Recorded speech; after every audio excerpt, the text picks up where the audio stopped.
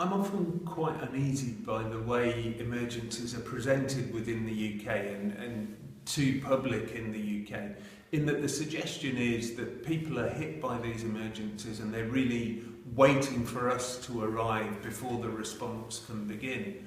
But in reality, it's never like that. And when I arrived just 5 days after the tsunami, it was local people who were already organising themselves and doing a lot under their own steam and with the resources they had available.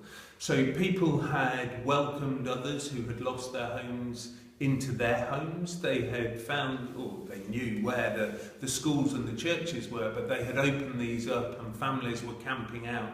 Now, people were very closely packed into these buildings, but that was where they had taken refuge. And the local Caritas, the local church, together with the religious congregations and other local groups, were providing cooked meals. They were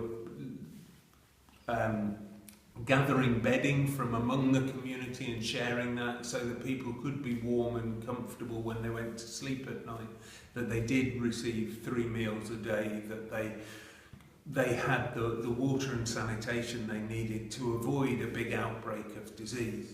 So there was already an awful lot in place by the time we arrived only 5 days later. But it was very much hand to mouth and it was very immediate. What we were able to do was then to say, what's the next phase? What do we need to do next?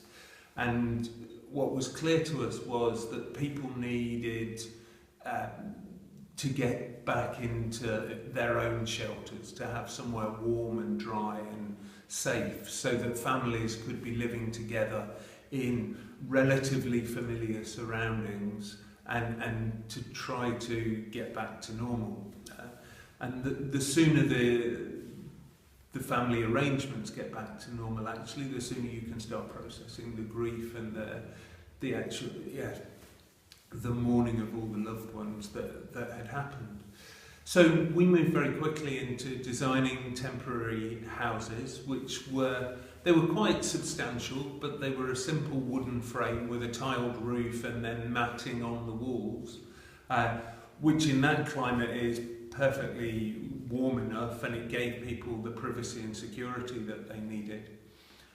And we built over 30,000 of those, which is the equivalent to the population of Dundee, 30,000 families, over 150,000 people.